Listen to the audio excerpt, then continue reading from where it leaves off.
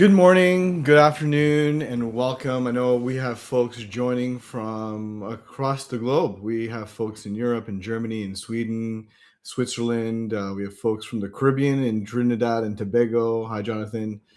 Folks in the United States and Canada. So I'm excited to have so many of you joining to hear a little bit about what we've been able to accomplish here at Modern Requirements over the course of 2025, but also take a peek past our curtain of our R&D team and see what we have cooking. So first of all, thank you everyone for joining. Folks who are watching this on video later, please feel free to reach out to us as well. So AI for DevOps, Copilot4DevOps, year in review, and what's ahead. Our goal ultimately with this session is to wrap this year up, as it has been it's been a year of evolution, of innovation, and has really set the table for 2026 and what we're going to be able to achieve with our clients and through our technology. And in that journey, before we get started, I want to do a quick little introduction. If you haven't been to any of our webinars before or have heard myself or our CEO speak, my name is Shehan Fernando. I am the SVP of Global Sales here at Modern Requirements. And joining me today to do a bit of a detailed demonstration, have a fireside chat with me, is our founder, CEO, and visionary, Asif Sharif. Now, if you've attended, Live 360 in Orlando, you may have seen us speak there. We're going to be in London in March, back again here in Toronto in April, and also Asif and I will be speaking in Las Vegas at Infotech Live. So if you like what you see, we'd love to connect with you and maybe join us in person as well. So for an agenda, now you know me and Asif as part of the senior leadership team here at Modern Requirements. What I want to like to do is take you on a bit of a journey on where we've been and how we've gotten to this point. Look at what we've been able to accomplish in terms of capabilities using AI in Azure DevOps. And then lastly, we're going to turn and do a bit of demonstration and have a chat with Asif on what he is currently working on, where he sees this space going, and what we are going to be bringing to market early in 2026. That's the bit of a game plan. And by the way, if you have any questions, drop it in the chat.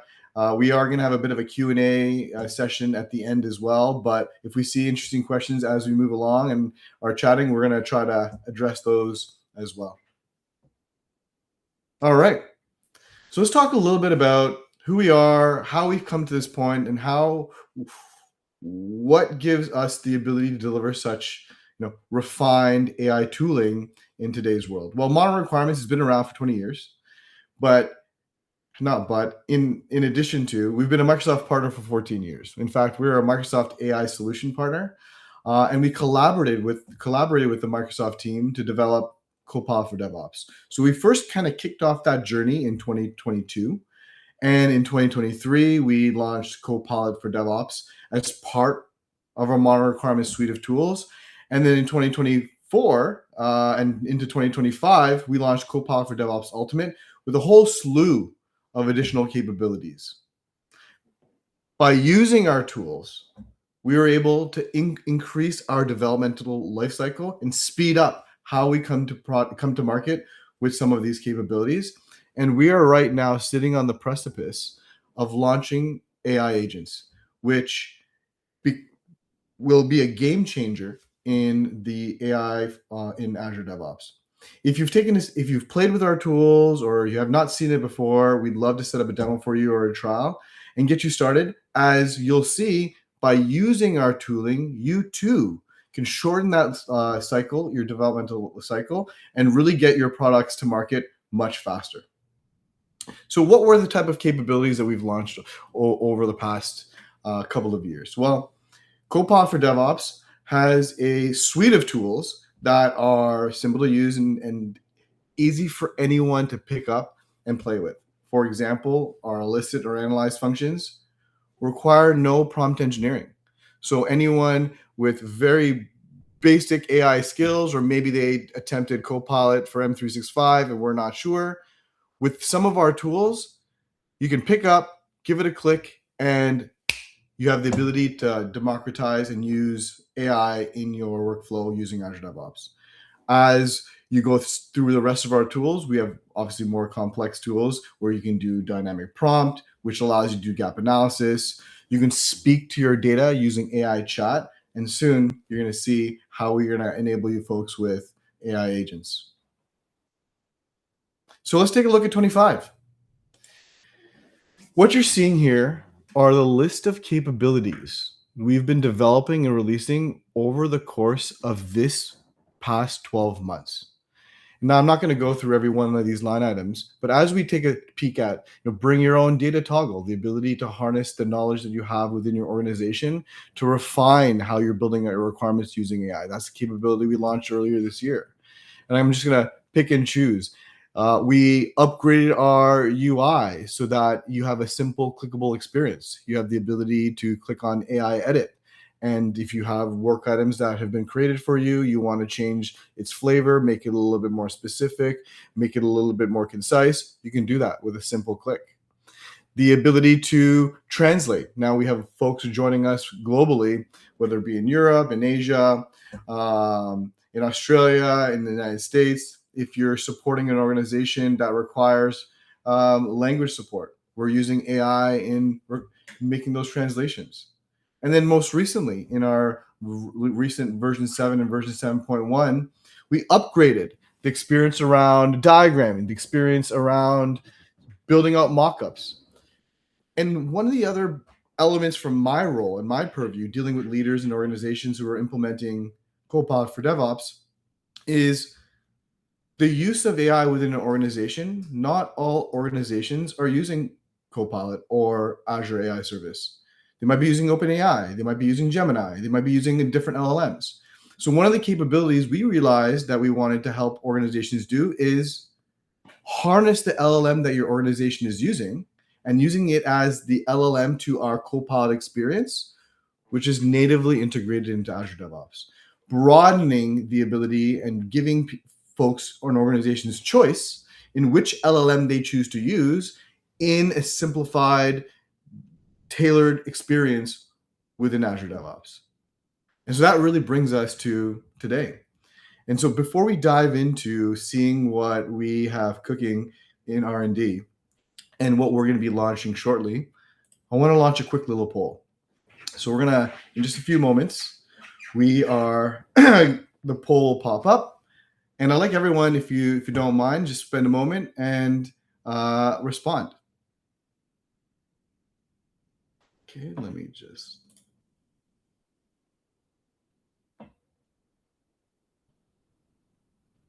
All right. What best describes your current level of AI adoption in DevOps in 2025? I'll give everyone a few moments to respond.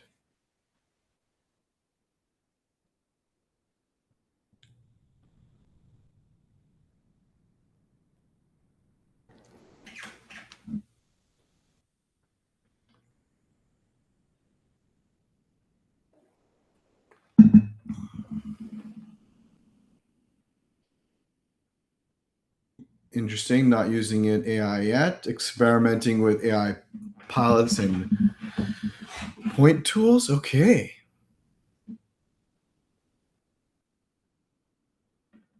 Okay, thank you. We'll give everyone another moment. Just want to get to critical mass. All right, folks, a few more people. Okay, we're at half. Great. So the vast majority of folks are experimenting. Great. We're glad that you're joining. What you're going to find is that the way in which our team is designing the use of AI is to make it as user-friendly as possible, an ability for people to get very specific in DevOps on creating requirements and test cases and talking to your data. You're going to find that we have lived and breathed this domain for over 20 years. And because of that specialization in building these tools in this specific space, we have a unique understanding of what is the best path in using AI in this space. And that's really what's been driving our innovation and driving Asa's vision, which you're going to hear from in just a moment. So with that being said, I think folks are excited to see what we have available and what we've just launched. And I'm going to invite you to the stage and say a few words and jump into our demonstration.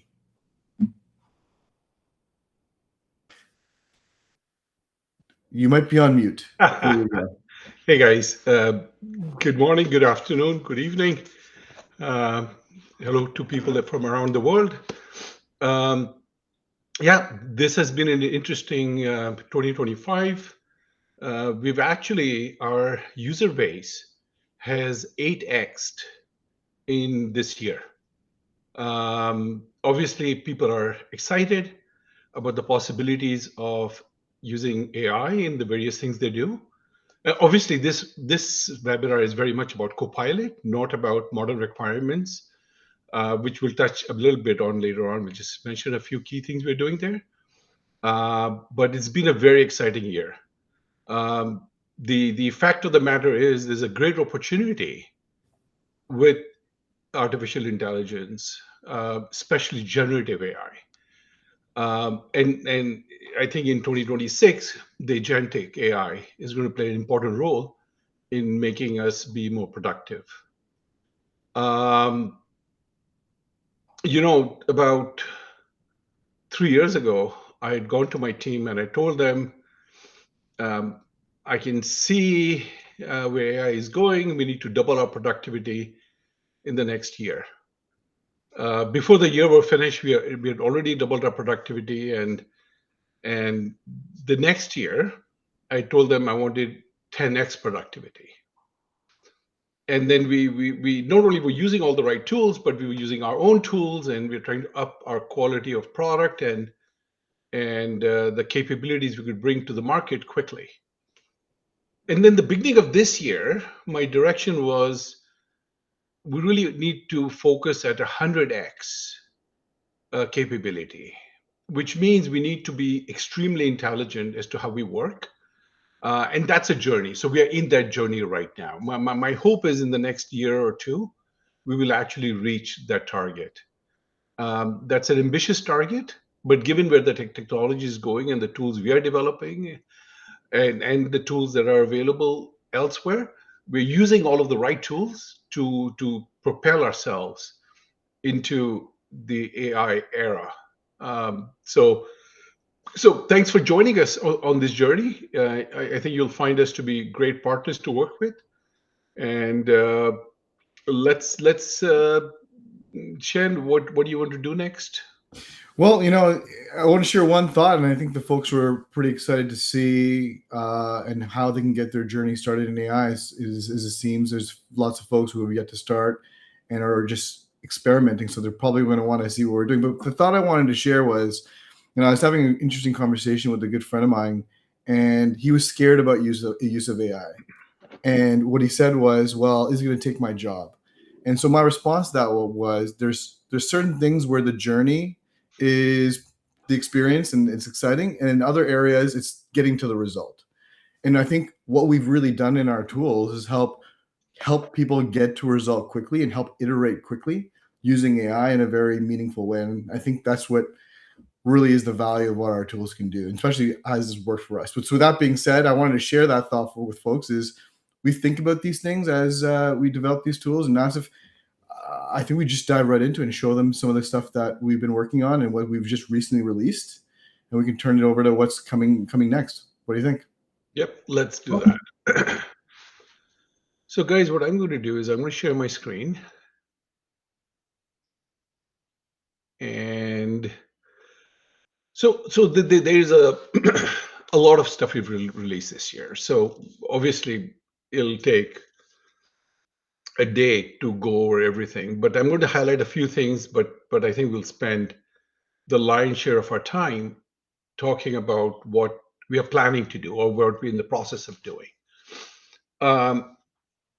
So and I'm going to mix both what we have released and what we are releasing in this conversation. So one of the things we did in the backlog view, what you can do is you can go to this view options and select Copilot from it. Now, I only have a bunch of copilots because I've got many variations of that in dev and test and so on. But essentially, what you'll see is this ability to select the work item and then have a conversation with that work item and update the work item based on that conversation. So this is already released now in 7.1. Um, and then you can also do AI edit directly from the right panel. Okay. Um, there is the ability to we have also made the models configurable, so you can choose the models you want. You will see a smaller subset. We are experimenting with few things, but you'll see a smaller subset. One of the things we do is we go through the different models for different use cases, and we'll identify which models work best in which use cases, and we'll normally sort of put couple, 3, 4 different options available so that you can choose your model. Now you might be seeing Claude here. So in our next version, which is planned for, say, the first week of Jan, we are going to be releasing most likely what we'll call 7.2 of Copilot for DevOps. That will support a variety of different models like Claude, Gemini, the OpenAI's OSS, which is the open source LLM that they've exposed. So we will make those available. Now, not all of those will be available out of the box by us, but you can configure your own Claude, for example. Okay. So if you want to use Claude, you'll be able to configure Claude for yourself or Gemini for yourself. Although I'm of the feeling we'll expose Gemini and probably OpenAI's OSS. So we will provide uh, a few different options. So some of our clients have told us that they are standardizing on one LLM versus the other, and so that's why we are making this capability available. Also, the fight for creating the best LLM is hot. That means that's brilliant because a lot of people are working on making LLMs better, and so we want to make sure we support all the right ones so that um, you can be using the best ones that you want. Okay, so that's coming in 7.2. Oh, by the way, in 7.2, we'll also be releasing um, GPT 5.2, which is brilliant. Which, by the way, I love GPT 5.2. It's amazing. So we've released 5.1 now in this version 7.1. So we have released GPT 5.1 officially. So you should be able to use that in most places where we found it to be effective, and it seems to be effective in most areas. Some areas it doesn't do so well, so we have then provided alternate models there. So this is one capability, the right panel. Okay. Now the other thing that I want to talk about that we did was in oh yeah, you'll see that this window comes up much faster as well. So that's that. And the in Analyze, which is one of the popular capabilities we have, what you can do is obviously you can analyze your content. And so we've given it a bit of a facelift um, and organized the data slightly better. Um, so you'll see that you have these little icons now that show the rating more visually rich. And because I'm using 5.1, it is doing a lot more thorough analysis on the content I've given it, which is this end-to-end digital claims platform, Epic. Okay, so it's come up with these things, and then it's got the summary and the recommendation that's being summarized. Yeah, so this one has been a big hit with our clients on demos as of late. It's a simple to understand UI, so I think this was the big win this year on improvements. Right. Yeah. So the other thing we did was we created this spider web graph in here. So you can see it more visually. This particular requirement is getting here, and then this one is getting there, and so you can just hover over it, and the right side will get shown, or you can click on it and it'll just lock it down. If you want to see all your data in one go, just say all, and then you can see all your data in this graphical view. I just want to highlight, if you don't mind, I'm going to jump in real quick. But for the folks who are just starting on their AI journey and tinkering with tools, as you've probably noticed, there was not a single prompt that Asif had to put in to get this view. With a couple of clicks, we've leveraged AI, which we've optimized for the right model, and now visually you have a representation of what's going on. What would have taken a peer review, if they have time, slowing down the process of improvement, now with a click, boom, you're on to the next level. So I wanted to highlight for the folks who are seeing this for the first time. Yeah. So one of our design principles is this has got to be Asif proof. Asif is going to be able to use it, and if I can use it, anybody can use it. So that's our design principle. Keep it simple as much as we can, and this is coming along really well. Now, there's a couple of other things we did. So in Analyze, we have organizations that follow INCOSE or EARS standards for doing their requirements. So one of the things you can do is you can now generate an analysis based on the EARS pattern. And it's going to do the same thing, but of course the aspects is considering is based on that standard. The INCOSE one, it goes through all their, I don't know, 40 some odd clauses they have, and it'll rate your requirement based on those 40 clauses. So it's a very thorough analysis on the INCOSE one. But of course, we cover all the aspects of any given standard, right? So if you're an engineering shop, you will probably appreciate the EARS and the INCOSE analysis. Okay. All right, so that's for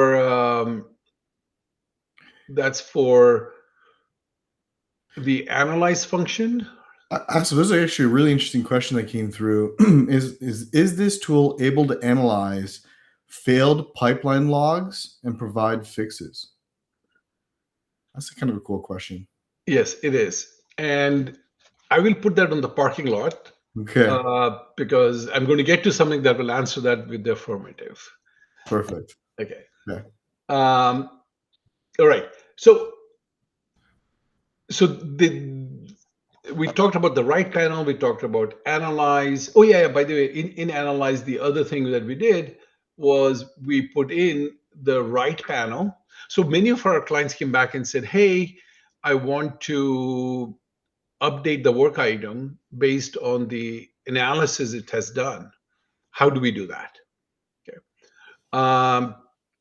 And the answer to that is use the chat panel now available in Analyze. So you can basically go here and you can talk to it, and you can get it to explain to you anything that you want, or even update the work item. So you can say, "Hey, update the work item based on the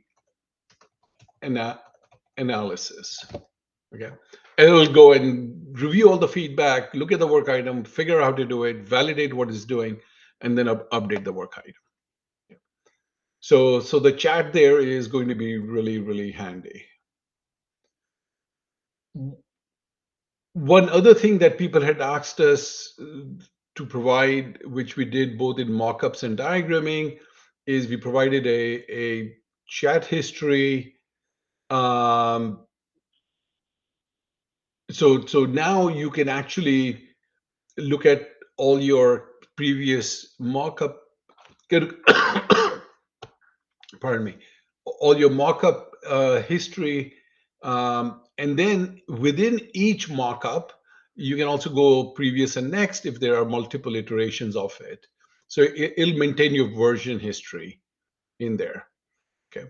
No, I don't want to roll back. The other thing we did was you can not only chat to it to get the markup updated, but you can pick a particular component and tell him to update it.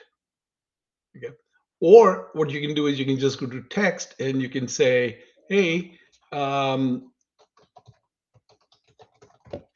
you can update the text directly in the markup, right? So you don't have to always regenerate stuff. So if you do edit component, it'll just update the particular component. Of course, it's faster and you can be much more precise as to what you want to do. Or of course, you can talk to the page itself at large. And a similar thing we did with diagramming, where there's a history of diagrams you have, and there's versioning in it as well, and so on, right? So, and then of course with diagram we always had the ability to create sub diagrams, and so on and so forth. So this the idea of giving you this the history of the previous conversation is really helpful. And you can collapse it so you have pretty much full screen. You can zoom in and out, and so on and so forth.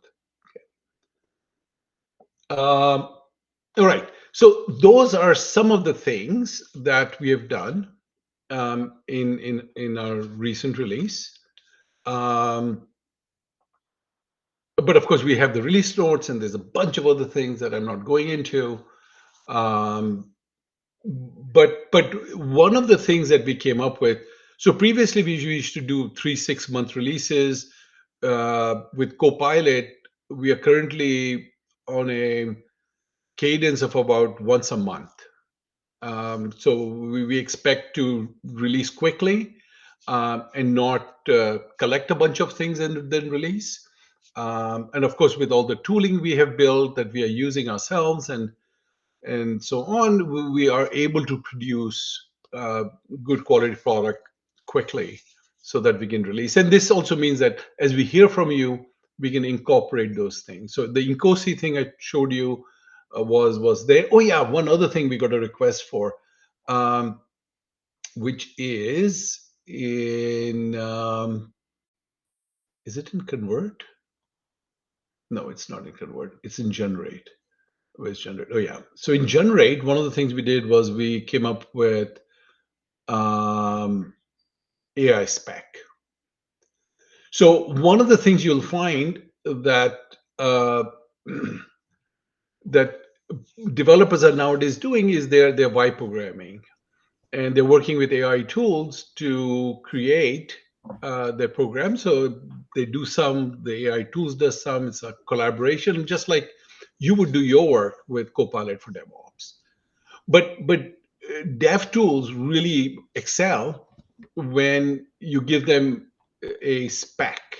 So spec is just a sort of a markdown format of the content that it can consume and build with. So we've actually given you this particular format that you can just then copy and paste it into wherever you want. You can create.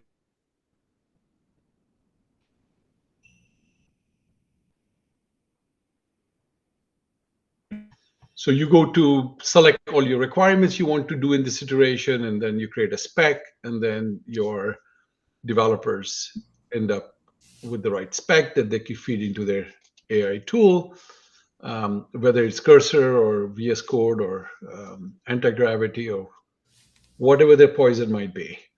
So yeah, so this just came out in 7.1 that was released yesterday. So before we move on from that, do you mind going back and Generate? As you were clicking in and showing us how, bottom left, yeah, how we can create AI spec, there was a series of questions on the side that are in and around test scripts and the ability to generate it.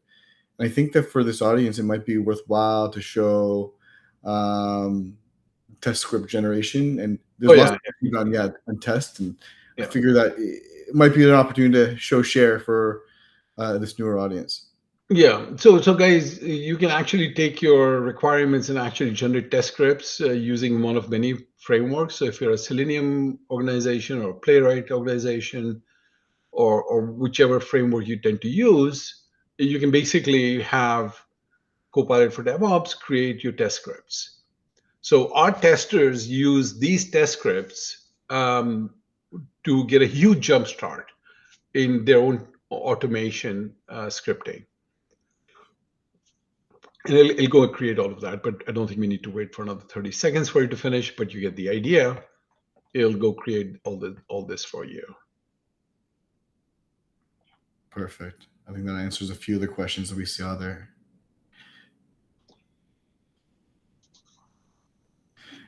This is a good one. I think I'm going to ask this question. If we're experimenting, that's what the question is. We're experimenting with AI, but it feels fragmented. How do you see AI evolving in DevOps over the next year? So certainly from our experience, what we have tried to do is to bring a lot of the tools together. For example, if you look at Elicit, which is one of our very popular tools, you can actually go and have it come up with your requirements. In this case, I'm defining features based on this epic, and now I'm getting its description. I'll go create this work item. And once I've done that, I can now drill down from here to say diagram, and then have it generate a diagram for that particular requirement you created.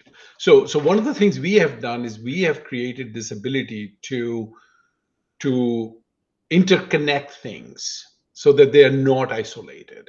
Okay, so that's one thing we did. The other thing we did, the entire idea about keeping the history of these artifacts. Also, it's not a one-time shot and you lose it, but you can continue to work through the process and so on and so forth. Okay, and of course, each of these can be saved as their work items. We are further looking into other approaches that, in fact, I'll touch on shortly, that can do long-running tasks. And then we'll cover that. And we've got a bunch of other things will be coming out in the subsequent months that's going to try to bring things together even more so that the idea of fragmentation is minimized. But even if you look at tools like if you use ChatGPT, you have every chat is distinct, information is everywhere, and so on. It's highly fragmented, and so we've been working hard to sort of break that isolation between information, have it all interconnected, easily to navigate from one to the other. But there's more work that we are doing to bring that information together. So a really good question. Thank you for asking that. So you touched upon it a little bit, and there's a cluster of questions around what is agent. Can you explain what agent mode really means? I'm excited to hear about the agents. I'm seeing some of these start to populate. Do you think it's time to segue? Let's do agents. Okay. All right. So there are two different perspectives. I'll talk about agents. So agents can be invoked from the chat interface, or it can be invoked from, there's another interface, I'll show you that. But what the agent frame, so we'll be adding two different agents, multi-agent and a single agent mode. Multi-agent will do a lot more thinking. Think of it like deep research kind of a model, right? It does a lot of thinking and validation. But if you want a quick, simple answer, just do some single agent. Hopefully, we are planning to release the single agent one in our vNext, again, first week of Jan, if I can help it. And then the multi-agent work will be end of Jan is our plan. So in about 6 weeks. Now, if you look at this example, I'm asking it. So this is a very broad example. Okay, so I say, okay, let's start with requirements creation.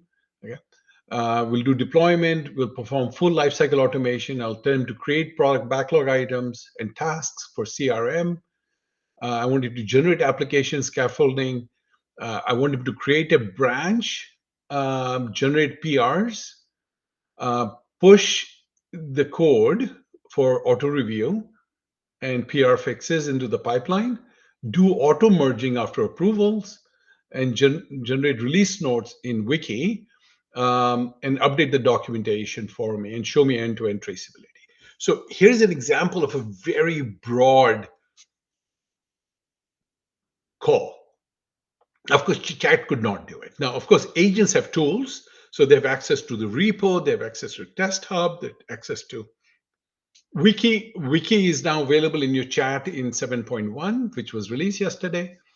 And but the agent tooling will have access to all the other artifacts. So there was a question: can we take a look at the pipeline that it failed, to look at the log and either help us fix it or tell us how to fix it?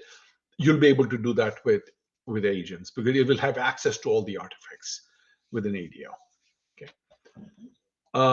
So in this execution, it basically went and created all the work items, gave you the links to it, created the task for them, and then it started to create the scaffolding, the coding for it, and then we're going to remove some of these JSON content before the final release, but for our dev testing, that's really useful. We created a branch into the code repo, created a commit and did a push. We continued to work through that. Let me just jump to the bottom, where I think there's a good summary of what it did. So here's the summary of what it did, right? So it created the PBIs, generated the code, created a feature branch, did a PR for us, did automated validation and fixing pipeline, auto merged after approval, and so on and so forth. Now, are you going to do this generally? Probably not. This is a very big task. And this thing, I think, ran for 10 minutes and it finished all of that, right? You could give it a serious project and probably run for 3 hours, and show you the results there. But most likely what you're going to do is much more targeted ask for it, right? That you got a bug, I want you to find the root cause of the bug. Is it requirements? Is it something else? Where is the code broken? Whatever, go find the solution for me and tell me exactly where to fix it. Or after it tells you how to fix it, you can go, why don't you fix it and just create a branch from it, fix it, and do a PR. I'll review it. If I like it, I'll accept it. Okay. That's where we are trying to drive to, right?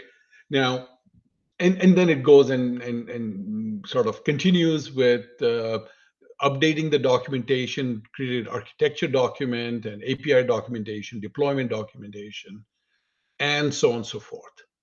Really, the power with Copilot for DevOps agents in this context is going to be the limit is your imagination. Oh yeah, by the way, we're also going to expose to the agents all the Copilot functionality. So you could say, hey, now go build me my diagrams, or build me my mockups, and build the mockups, review it, make it really good, and do 3 iterations of it. And you can have it run off to do all of those things while you go off for lunch. When you come back, you'll have your mini me do a lot of your legwork. So really, the key thing to note, and that I tell my team, there is a impending change of paradigm of how we work, right? So it's not about working less. It is about working smart, producing better quality and producing more of it, okay, in the same amount of time. And so it's really changing. How do you want to really work? Well, what's going to be the future of work? And I think we collectively will define what that future is. And I believe it's a very exciting future. So I would, if people are scared about AI taking over their jobs or making us irrelevant, I don't think that's happening. I think we'll become even more relevant. I think the doomsayers are dead wrong.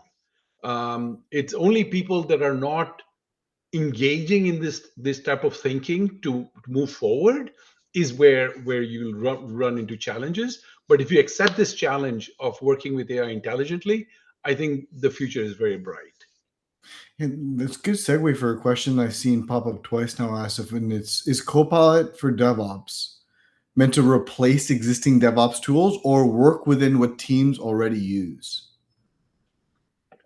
So Copilot for DevOps obviously is an extension to Azure DevOps. So it's complementing Azure DevOps, right? Of course, there's lots of tools out there, right? There's tools for everything we do. There's probably a tool that is specialized in just doing one thing. Okay. I hope that we bring it all together nicely. So you have a place to go to do a lot of these things. And so, for example, if you're coding, you might ask, Asif, is this trying to replace Cursor or VS Code? My answer is no. We have no intention to compete with or try to replace Cursor or VS Code. I think those are brilliant tools. There's a lot of great investment being put into making those tools better. We don't replace it. We do want to complement those tools. So we created the spec output. We are actually going to build a much bigger tool around that, but it's really to complement all of that. So, of course, there's going to be tools that you're going to replace. Like if you're doing mockups, our mockups you get now is brilliant from Copilot for DevOps. You probably want to use this. If you're trying to do analysis, if you're trying to do compliance reporting, our tools provide those really well. Or you can buy 20 different tools to do the same thing that Copilot for DevOps does. So I think our intent is to become a one-stop shop for a lot of those things where we are doing an amazing job. You touched on something that you mentioned in one of our previous webinars we did earlier this year, and I actually think we're closer today in that Copilot for DevOps is basically your Iron Man suit in DevOps, where it's augmenting the teams and the people within the organization to be able to do more and more effectively. Wouldn't you agree? I think we're actually closer today than we were at the beginning of 25, and now we're at the end of 25, looking at 2026. I think we're that much closer to augmenting teams using this tool as kind of the Iron Man suit. For sure. Yeah, for sure. I mean, if you just look at the trajectory, right? I mean, where we were in 2024, we have 8x'd our user base in Copilot for DevOps. 8x'd. And that's because people are seeing the value, right? People are seeing the value. And I think this is a hockey stick curve where I think more and more people will find the wisdom to work with Copilot for DevOps. And we are expanding its capabilities, right? So not everybody will use everything, but guys, let me show you the second part of agent, which is actually even more exciting. Okay. By the way, this guy created a bunch of wikis, and this is one of the wikis it created. Okay. Because I told him, as you do it, create wikis. So we have a repository of what you have done, and so on and so forth. There's an API stuff that he started to document. This is what he created for that. Linked it back to the release notes PBI, and so on and so forth. So it's creating artifacts, linking everything together. It can keep us up to date. But the agent stuff. Okay, so one is where you just talk to it. It's got access to all the tools such as repo access and test hub and so on and so forth. But there's another aspect to agents. So what you can do is you can define your own agents. There are two types of agents you can create. One is we call the automation agent. So if you're familiar with model requirements, MathCal, where you could actually go and create a mathematical equation. So if you're doing FMEA in health sciences, or some engineering groups use it, and you want to write your algorithm that based on certain values calculated other values and so on. So we have the MathCal thing built. We have rebuilt it as part of Copilot agent automation tool. So what I'm going to do here is I'm just going to choose I guess it doesn't matter what I choose. I'll choose one or all projects. I'm going to say, run this thing um, when a work item is created, updated, and let's do this on a task. Okay. So we'll do that, and I'll go next. There's two ways to do it. You can upload your own code that you want to run when that thing is triggered. Or if you're like me, again, this is part of ASIF proofing it, you want to keep it simple. All right. So what I do here is I basically have pasted this thing here. It says, hey, update the remaining work field based on the original estimated work completed. Okay. So it's a simple calculation. Of course, you can put in a far more complicated algorithm you want to implement, and you go proceed. What this guy does is he'll write for us a C# code that can interface and update the work item based on a formula. Okay. So the formula is basically original estimate minus completed work. Now, if you remember, my original prompt was just said update the remaining work based on these two fields. It didn't tell you the formula. But of course, it's a simple. It's original estimate minus work done is what's remaining. Okay. It did this. It wrote the code. You can compile it. Of course, this will compile, but you can then make changes in here if you need to. You can make changes, or you can upload your own code. Okay. And what this will do is this will trigger this to make changes to the work item based on your calculation. If you remember, the old way we were doing it was far more cumbersome. Now this is got infinite power in terms of how your logic can be structured, because either you can get AI to build it for you, like I just did for you, or you can have one of your um, geeks do that. By the way, I only say geeks in a friendly way, because when I was young and smart, I used to be one. Um, but so this is going to be great, and then you basically add your agent. Okay. And this guy will then remember um, that whenever a task is updated or created, I should run this. Okay. Now, the other thing you can do is you can go to the AI agent configuration. And what this will do, this will have three modes here. There's manual agents, like you can run from chat. You have agents that can be automated. So it'll run every midnight. At midnight, it'll go through all your stuff you've done and build a report for you, or analyze it and update the work items, or whatever you want it to do. You can get it to do one of many things. Okay. And then you can choose which projects you want to execute this on. There's a bunch of other things coming here as parameters, and then you basically go next and you specify. So I'll just say, you know what, I want um, requirements engineer for medical device. So I'm going to create an agent that's pretty specific to an industry, but you could make it even more specific.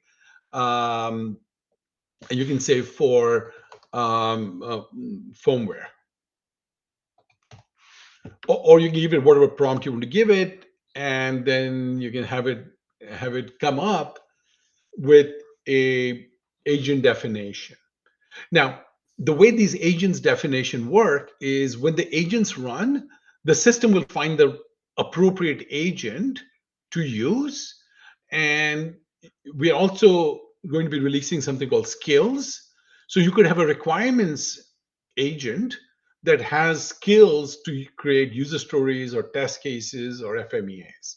Okay. So there are very specific skills you can give to an agent, or you can put that skill directly into the agent. I think the separation is probably a good idea, but it's got a good definition of what this agent should do, and you can fine tune it and make it exactly what you want it to be.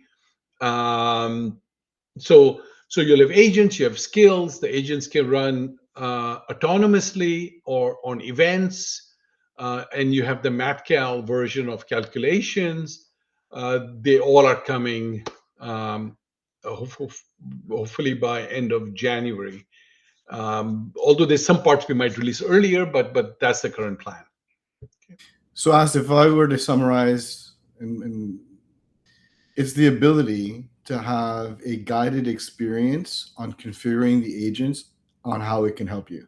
Is that a fair assessment? Say that once more. It's a guided experience for folks who are starting out to configure agents in how they're best going to help them.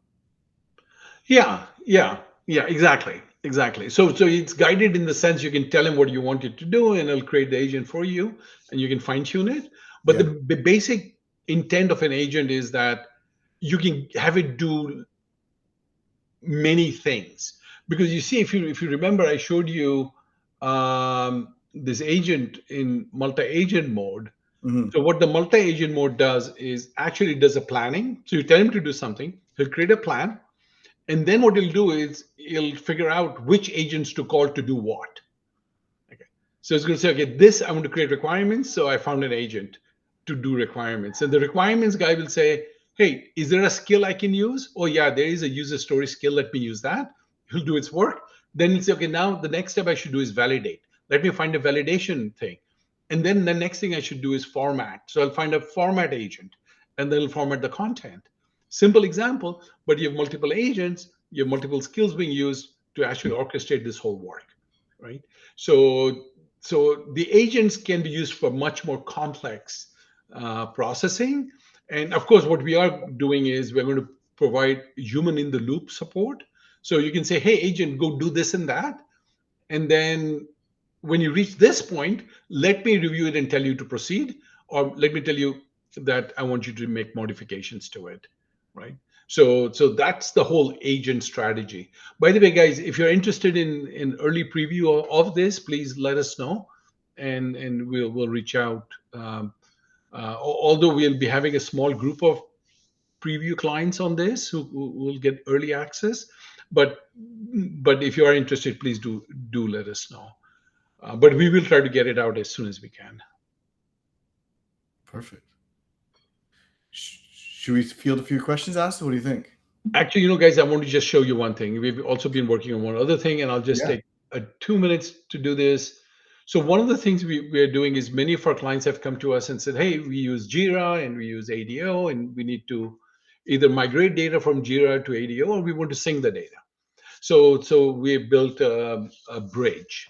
Now, the approach we took with the bridge is you can configure mapping between systems. And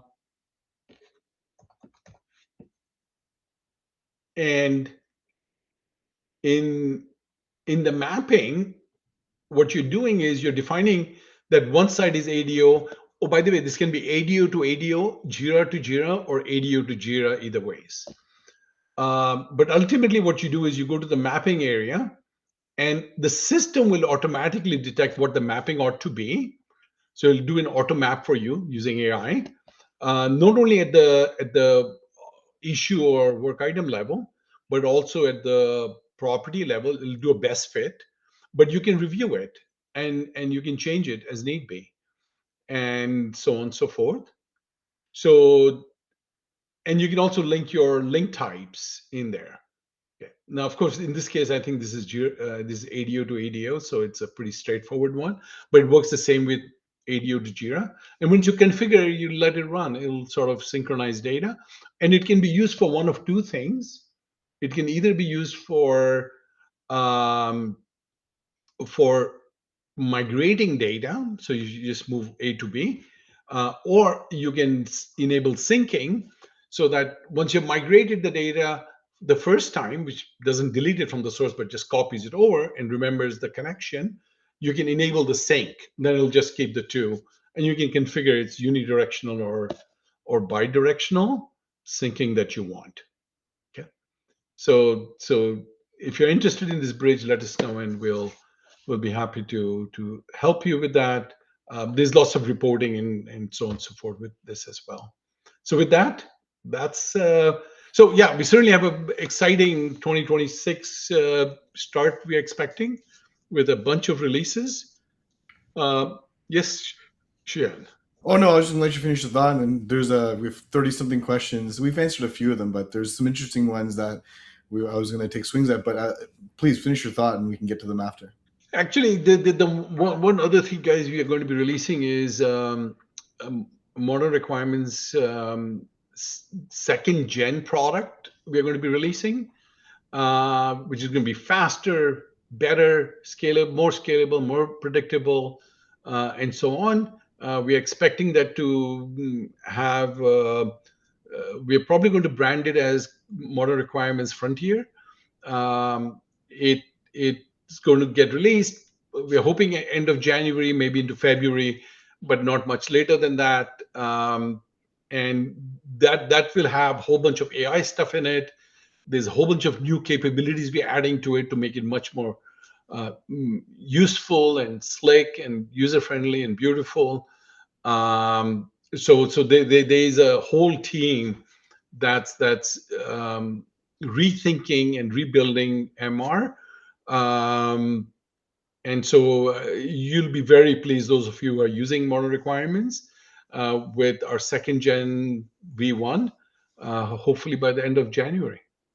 So that's actually really exciting news. And for the folks on the call reviewing this after the fact, if you're an existing client of Modern Requirements, this is a nod to our appreciation of your business and our ability to partner with you to drive things forward. And we're very excited about this work, and we're really excited at the fact that we're going to continue to be able to drive value and productivity using our larger suite of tools above and beyond Copilot.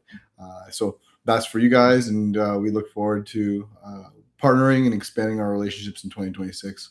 So that being said, okay, I have a question on the bridge right out the gates. Is the bridge only for Jira, or can it be used with any service desk like ServiceNow? So our first iteration is with Jira, and then we have a very aggressive timeline to add different endpoints to it. So if you do have some specific requests, please let us know, and we'll prioritize accordingly. Okay. Next question was, does the bridge migrate smart docs?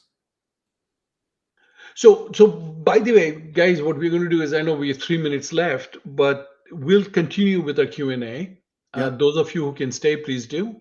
If you have to run, thank you for being with us. It was lovely having you. Let's stay in touch and do some amazing stuff together. And make sure you take AI seriously, as I tell my team all the time. AI is the future, and I think we all can be better for it. And don't listen to the doomsayers, because yeah, I would say they don't know what they're saying, but maybe they do. But I think they're delusional in a negative mind space. But I think the way forward is a bright future with AI. So let's make that happen. But Chian, you had a question about migrating smart docs. Yeah. So the question was, will the bridge tool allow for moving smart docs? So there is no, so smart doc is made up of work items, right? So it can move the work items in the smart doc, but in Jira, for example, there is no placeholder for it, right? So you're kind of stuck there. So yeah, I mean, it'll move the work items for you. And there's a couple of questions I'm going to amalgamate. Will the bridge, as the roadmap for the bridge to be able to connect into Polarian or Asana? So the bridge will support MCP server standard, and so anybody who has an MCP, you'll be able to connect to. So whether it is, I think most of the ones you've mentioned so far today, I've heard, do support MCP. That's the de facto standard now. And there's another one, P2P, and we'll be supporting P2P as well, and that'll give you much broader capability. Well, slightly a pivot. There's some questions around agents. I think this is a good one. Could I create an agent that is an expert in the National Information Exchange model, NIM, and one or more of its subdomains, such as legal XML, electronic court filings. Absolutely. Absolutely. So one of the things I love about agents is you can train it to be whatever you want it to be, right? So you can give it example artifacts. You can give it its specifications. You can give it specific instructions, and so on and so forth. And so you could do precisely what you said, and you may create one big agent, or you might create multiple smaller agent with an umbrella agent that knows how to use the smaller agents, right? So you may not want to get one agent to know everything, because then it starts to not be as effective as a decomposition strategy around agents. Well, that's interesting. So I think it's in line. Are there agents specific to testing or sustainment? Do you have any examples of being able to use an agent to automate most of product sustainment? Product sustainment, not sure what that means. Yeah, that's the question. I guess it's around, can you build agents around testing? Of course, absolutely. I mean, you can create agents that says, you know what, I want you to create pen tests for me. I want to create uh, edge cases. You can create agents for a whole bunch of things. And again, my broadest now we will ship the our super agent solution with a series of agent in there. But I suspect most people, like if you're in the insurance industry, and you are following an accord standard, you're using the accord framework, you might create an agent that knows accord and then sub agents that know specific sections of it. And likewise, if you're in medical devices or around in space work, and then you create your own, or if you're banking, you'll create your agents for that, or medical devices. So you'll end up creating your own series of agents. I think that's going to be really, really critical, that you will engineer. So one of the things I've told people, and I told a while ago, um, and that was one of the roles that's going to come out, is the role of a AI agent architect. Okay. How do you engineer AI agents effectively so that you have the right amount of agents that Copilot can use, and thinking about how, of course, you can do it iteratively, but thinking about how to do it so that that's manageable, is going to be, I'm certain, is going to be a function in the future. It's good, or maybe it's today as well. Same topic. How does Copilot understand our agents to work and follow the instructions? Let me try to rephrase that question. So how does Copilot understand our agents to work and follow the instructions? Yeah. So what happens is this. So remember, I was talking about how we have this thing called multi-agent collaboration planning.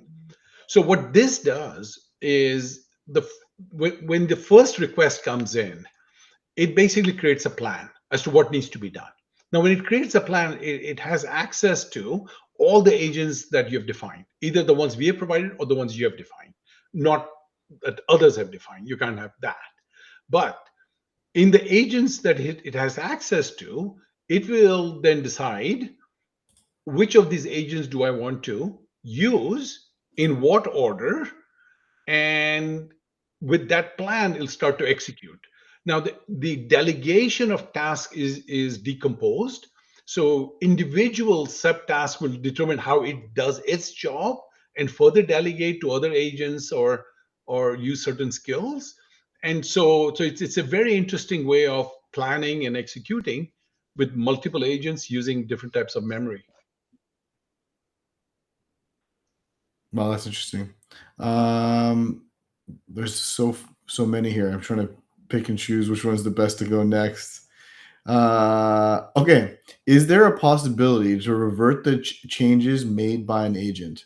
And before this, is there a possibility to review the work made by an agent? Yes, for sure, absolutely. So as I said, we are supporting the ability to have Nikhil, it looks like I've gone into full screen mode as opposed to seeing my shared screen. If you can revert back to that mode, that'd be great. Thank There you. you Um, so there is human in the loop capability. Um, so you can tell them, hey, when you're done here, pause here and then ask me questions before you proceed. Okay. So it will do that. The other thing is with changes you're making. So for example, if you do a PR, if you're making a change to something and you want someone to do a PR, then do a PR. Don't commit your change right away and merge it, right? So it depends on what you tell it. So really think of an agent as a as one of your team members, okay, and and then you tell him what you want him to do, right? So if somebody's new, you might want to say, hey, you know what? Make sure I review it before you commit. You make the changes. And the same thing is with chat. Even in the chat, you can go and you say, give me requirements, and you can say, now create those work items, right? So you can always break it up as opposed to you just tell him to do it, in which case it's done it. But if it does make a change to work item, you can always see the delta, and you can roll back and so on and so forth, right? So um, what we are also doing is we are putting extra caution around delete functions. So if you delete a work item, it'll ask you 3 times, hey, you sure want to delete it?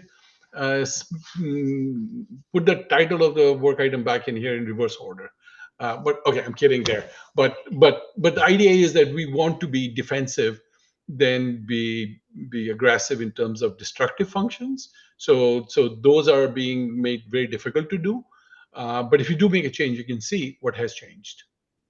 It's speaking about AI and its use in this particular case. There's a question that continues to come up on calls, Asif, and then just came up in our Q&A box, and it's organizations are maybe not that good at having requirements, but they have a bunch of code that's from pre-existing. And so the question is, can the tool generate requirements from the code? For sure. For sure. Now that the agents have access to the repo, you can actually have it go through your code base and reverse engineer your epics features and PBIs. Um, and and yeah, for sure. Of course, alternatively, if you didn't have it in the repo, you can just put it into as an attachment to the chat, and it'll do the same. But yeah, of course. Okay, so I think we're getting down to the wire. I'm going to do it maybe a couple more. This one's an interesting one. It says, will there be any performance impact on networks if, for example, hundreds of users are using Copilot4DevOps for various tasks? Not particularly. Networks nowadays, I mean, depend on where you are and what your network is like. But if you're like an average user's network, I don't think you'll have an issue. I mean, think if you have 100 people using Copilot, uh, let's say they're working at 200% capacity. Uh, Instead of 100 people, now you have 200 people working on it. I think network is your least of your problems. If you upgrade your network, upgrade your network. If you can get 2x the productivity out of it, but I don't think network i- is a concern. Certainly never heard it. Okay. And then here's one that just came in. Is it possible to generate tests and play those tests automatically? And if so, they'd like to learn more. So we'll definitely reach out to you. But I think the short answer is yes. So you can create the pipeline with the agents, and you can execute the pipeline. Of course, you need to have the right infrastructure in place. So say you're using Playwright, you need to have Playwright there, right? So we can execute the pipeline and it'll sort of go do what it does. So we have not built tooling to do automated testing. Those tools are plenty everywhere. So the pipeline would use one of those tools to do the needful, but it can execute it, yes. You know what? I think this would be a good one to finish, given the audience and given where people are at in adoption and accelerating their use of AI. One should require any, so should one require any prerequisite knowledge to use Copilot for DevOps, or can a noob also use it? So you know what? It's like if you're using Word, Microsoft Word, which I'm sure all of you do or have, um, pretty much anybody can use Word, right? But if you want to be an expert in Word, surely you have to spend more time exploring the various capabilities of Word. Copilot is very similar. You want to do elicitation, you can go and start doing elicitation at a moment's notice. There's nothing to it.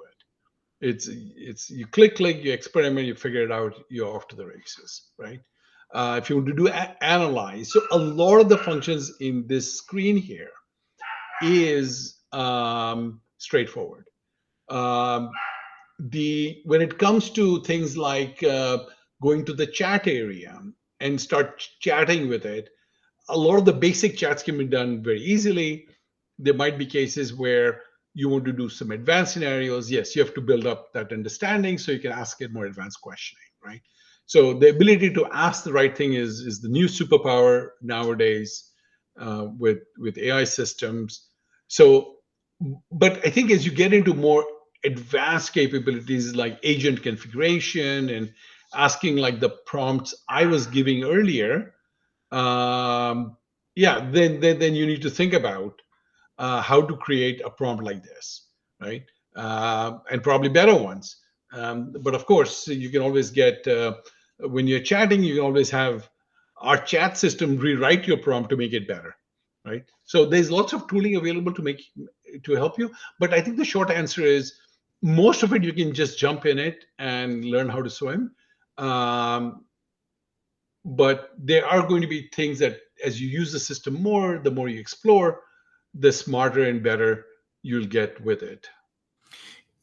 I just want to echo that, Asif. I think you're absolutely right. We've built the tools in which you can pick up and use it, crawl, walk, learn how to run. And when it comes to agents, you're flying at that point. Here at Modern Requirements, we believe in supporting our folks. So we actually have AI Academy, which is an LMS that we've developed to help organizations and people pick up and use Copilot for DevOps all the way through to its more advanced capabilities. In some of our larger implementations we've done recently, our professional services team has done bespoke coaching and training around Copilot for DevOps, role-based. So if you're a quality team, how can I use this tool to really get the maximum use out of it? If I'm a BA team, how do I do that? Our team has that expertise. So if you're looking at your organization, you want to start with a few people, or you want to go big bang and get hundreds of licenses, which we are starting to see more and more of, we have the team in place and the tools in place for self-directed learning. But also, if you have those questions like, I just need someone to explain this to me and help me, sort through my issues, our professional services team can do just that. And you've seen Aisha and Daniel from our team doing these webinars over the course of this year, and so their expertise in helping both organizations and people adopting these tools. Just to answer that question, can you be a noob? Absolutely. And as our organization is growing exponentially, we're getting that tailored experience in individual industries, whether it be financial services, defense, life sciences. And then within those organizations, what does the quality teams care about? Our team now has that experience on coaching folks on the tool in that domain as well. So there's support available to you in multiple different ways, and we're happy to help you guys not just get started, but really ramp up and take advantage of all these types of tools that are available today. All right. So I think we've come to time. I want to thank everyone. Maybe I'll turn to you for some final thoughts, and I have a couple of closing thoughts, and we'll go from there. I'm good. I've said my piece. Guys, these are exciting times. I'm glad to be in this journey with you all. And please let us know if there's anything you need. And if you think to yourself, this is crazy requirement, we definitely want to hear those, right? So if you want something that sort of fits in our scope of work that we do, please let us know. We would love to hear from you. Well, thank you, and over to you, Shian. Thank you, Asif. So for the new folks or the people getting started on their journey, we are here to help. There's resources available. We'd love to talk to you. Book a demo, have a chat, have a trial. We're happy to support. And so we would love to help you get started, as we have for many other organizations. For our existing clients, thank you for your business. You've been on this journey with us over the last many years. And this year has been pivotal for us in the development of these tools and taking advantage of these capabilities through the visionary ideas of Asif, but really our dev and quality teams and executing and making it come alive. I think the future is really bright. And so when we look forward to 2026, whether you're using modern requirements or maybe you're using Copilot4DevOps Plus, when you think about Ultimate and all the agent capabilities available, we do this for you. We do this for our clients. We do this for our prospective clients, and really move forward the thinking and the discipline of requirements management, quality, and DevOps as a whole. So we want to thank you for your time today and viewing this either live or on a video after the fact. And folks, if you're just catching this tail end as part of a clip, I do encourage you, give it a click, take a look at what we've shared on what is available today, but also how we're thinking and approaching these problems and solving them with meaningfully built AI tools. And for everyone who's watching this, and as we conclude, is have a great holiday season, stay safe, and we look forward to hearing from you now and into the new year. And getting started early in the year, what we found is that it really set us up to be successful over the course of the year. And so as we conclude in 2025, we started strong and we ended stronger. And I think that by using our tools and partnering together, we can do just that in 2026 and really close out 2026 with a big bang by starting early. So thank you for your time, folks, and scan the QR code, and we look forward to hearing from you. All right. Thank you, guys. Take care. Bye. Bye-bye.